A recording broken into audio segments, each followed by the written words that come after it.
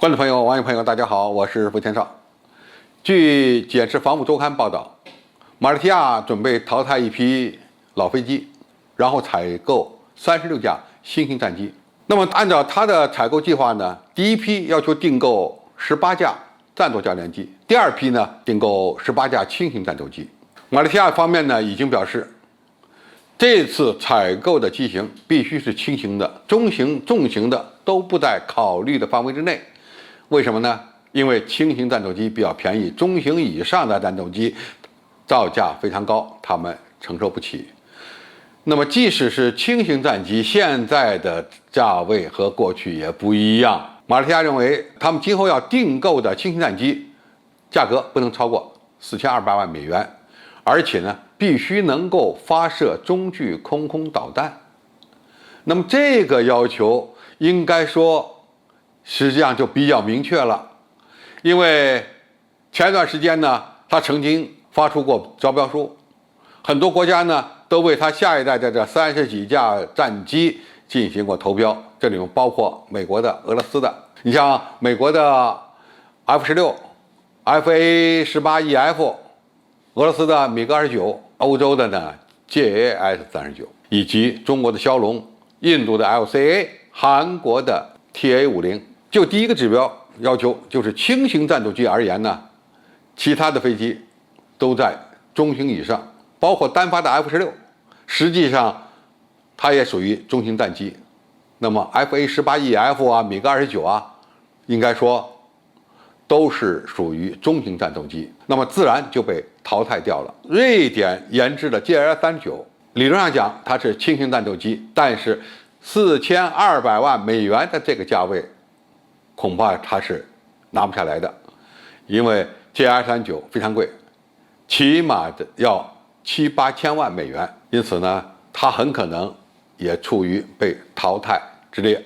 那么剩下印度的 LCA、韩国的金鹰以及中国的枭龙，这3款战斗机都属于轻型战斗机，但是同样是轻型战斗机，它的能力水平还是不一样的。中国和巴基斯坦联合开发的枭龙战机，它确实是一款战斗机。印度的 LCA 理论上讲，它也是一款轻型战斗机，而韩国的精英可就不一定了，它是从高级教练机改型而成的一款所谓轻型战斗机。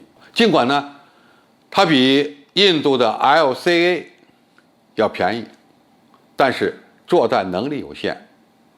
首先，它的雷达比较小，只能挂载近距格斗导弹，而且导弹还是来自美国。美国允许不允许韩国将这款战机卖给马来西亚，这还是要打一个问号的。那么，即使允许它卖，从指标要求来讲，它有欠缺。最大飞行速度不算很高，机动性呢一般，关键是不能配中距空空导弹。因此，按这个指标要求呢，金鹰战机啊应该自动退下来。但是它有个好处，它是双座的。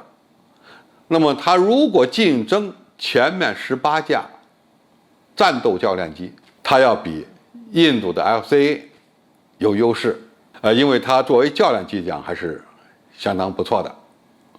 但是就中距空战而言，它有劣势。那么印度的 LCA 既能够装备近距格斗导弹，也能装备中距空空弹，理论上讲可以满足这个要求。当然性能上有一些不足，比如说最大平飞 M 数现在就是一个它很难突破的一个指标，比过去开始设计的时候呢，指标降低了很多。但是好歹它也算超音速战斗机。但是 LCA 最大的问题是单价太高，超过了马来西亚军方所设定的4200万美元的这个杠杆。那么 LCA 目前的单价是多少呢？大概在8000万美元左右。那么显然，马来西亚也是很难承受的。目前真正能够满足马来西亚空军要求的只有一款战机，那就是枭龙。枭龙呢有双座型，有单座型。它前期呢要引进18架战斗教练机，那么双座的枭龙就是一款战斗教练机，既能够培训新兵员，又能够进行这个通行机的改装训练，同时呢，空战能力不降低，雷达很先进，武器也很先进，这个恐怕要超过韩国的精英，更要超过印度的 LCA。那么后期他还要再买18架单座的轻型战斗机，那么枭龙战机也能够满足他的要求。枭龙战斗机不仅仅能够在近距弹、中距弹，它甚至还可以挂载远射程的空对舰导弹，或者是空对地的精确制导弹药。这一点呢，要大大的超过韩国的精英，也要超过 LCA。那么现在的枭龙，它的单价是多少呢？最早的枭龙战机大概单价在2000万美元左右。那么最新型的枭龙战机，目前的单价可能到5000万美元一架。那么5000万美元一架，它实际上除了飞机平台之外呢，它还包括弹药，还包括培训的费用，因此完全能够满足马来西亚空军所提出的4200万美元一架的这个杠杆。枭龙战机最终能否在马来西亚空军这种竞标项目中胜出，还要看后续的评估。那么如果客观评估，枭龙应该成为唯一的选项。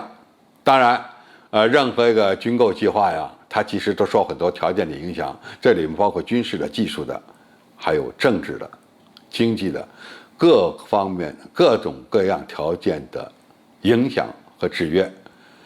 最终的结果如何，我们现在还不知道。希望呢，枭龙战机能够凭借它各方面的优势，最终呢能够在竞标中胜出。